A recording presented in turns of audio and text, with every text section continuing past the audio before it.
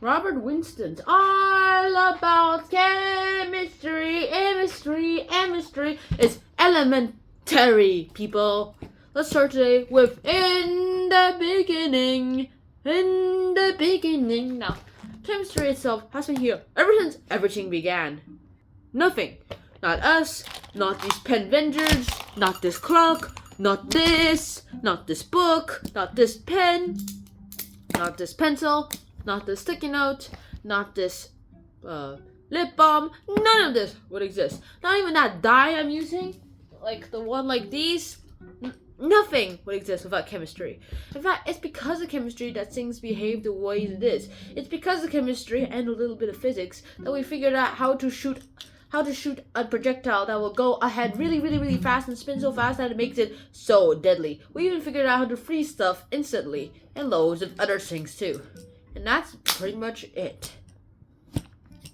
No, that's not it. Elements are the building blocks of chemistry, and chemistry itself has loads of things inside of it. One more thing I'm going to have to talk about chemistry is about how it can let things out and how it can do things. Like, to be honest, people always thought elements existed in the ancient Greeks, though.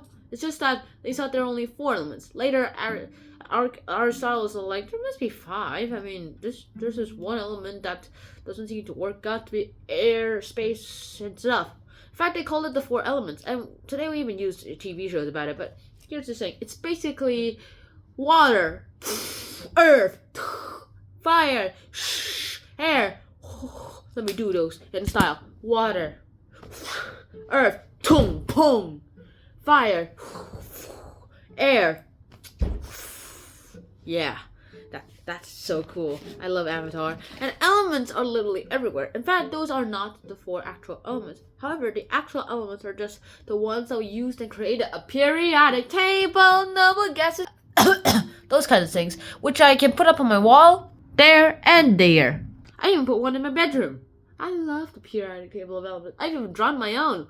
From memory. I memorized all the elements of periodic table of elements. It's hydrogen, helium, lithium, beryllium, boron, carbon, everywhere, nitrogen, oxygen, oxygen, so you can breathe, fluorine for your pretty team, neon to light up the sun, sodium for sulfate acid, magnesium, aluminium, silicon, nionium, flerovium, moscovium, livermorium, tennessine, and oh god, the sun.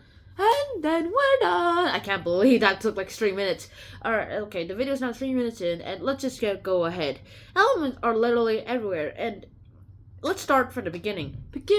It was just the Big Bang. Now, we learned this in physics, history, science. Larry Garnight does a pretty good job with cartoons, so nice. And it's with that we actually created the elements. Of course, the first element, you can guess, hydrogen. There's hydrogen and then helium and lithium, beryllium, and it just goes up and up on the periodic table. Why? Hydrogen is the simplest element of all. It's just a proton and an electron. There's an isotope of hydrogen, which has a proton, neutron, and electron.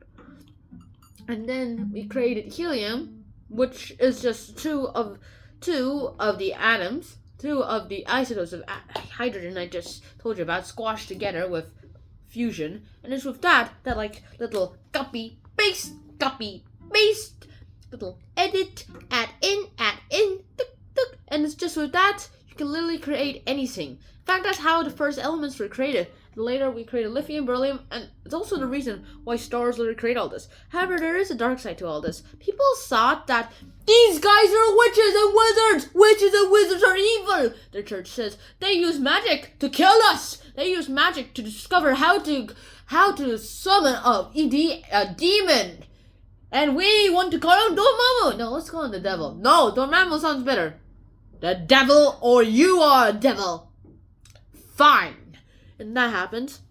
And everyone started condemning them to be, you guys are witches and wizards! Burn them! Burn them! Burn them! Also, they were technically just alchemists. And alchemists were more magicians than scientists, I will have to say. Also, they did discover some interesting things. Let me describe some of them. One of the interesting things that they discovered was the discovery of some medicines that we still kind of use today. So we got more advanced techniques and use pills nowadays and drinks and flavorless stuff, which is actually pretty good if you don't want to choke. Back then, it was just herbs and herbs they just mixed together. Sometimes their effects were actually useful. Other times, they just made poison by accident. Ugh. And one example of an alchemist accidentally creating poison, thinking that it was a cure, was the alchemist of Emperor Qin. In Chinese, Qin Shi Huang, aka Emperor Qin, the founder and the first emperor of China. And he was all like, alright, I didn't know I could feel pain. Hey, you alchemist. Yes? Make me an elixir of eternal life, and you'll be rewarded handsomely. Ooh, okay. Mix. Oh, wait, I just created mercury. Mercury is a metal, a liquid, and metal is useful. Hey, sire, I created an elixir of life. Ooh, nice. What is it? It's mercury. Mercury? I don't know, but hey, if it's an alchemist, I believe it.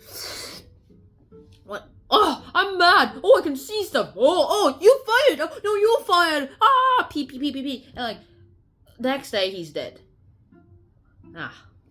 It's like, oh shoot, I just killed the emperor. Does that mean I'm the emperor? He has a son. Oh. Well, that's a shame. And that happens and everything seems to go ahead. And it's electrifying too. Elements in the beginning were also added with electricity. I mean, there are the 4 fundamental forces of the universe. I explained them in the physics series. They're the electromagnetic force, the weak nuclear force, the strong nuclear force, and gravity. Technically, other people say that it's the electricity, magnetism, nuclear force, and gravity. Those are the 4. I personally like the last one better, but most people go ahead with the first one. So yeah, well, just go with the first one. Also, you could prefer the second option too. I prefer the second option. It's more cleaner and makes more sense. It's just with that we started being able to find out about elements. And then later, scientists started making elements as if they were just stamp collecting. This was just stamp collecting, not actually organizing them. And then the guy named Mendeleev came in and organized everything. It's like, this is I dubbed this Mendeleevian's table. How the periodic table of elements. Ah, that's better. And very, very, very, very accurate. I call it the periodic table of elements. And that's that, right? Yeah, in a sense, but no in other cases. And that's pretty much all I can say. There's one thing that you can do in this world. It's that learn about the elements, use them too. Elements are everywhere. It's in your food, it's in your eyes, it's in your mouth, it's in your body, it's in your cats, pets, whatever. It's in your timers, it's in your pens, it's in your cameras, it's in your pencil cases, everywhere. And next up, we are Stardust! Carl Sagan. Until next time, Schnon out, we are Stardust. Nice. Bye. Boo!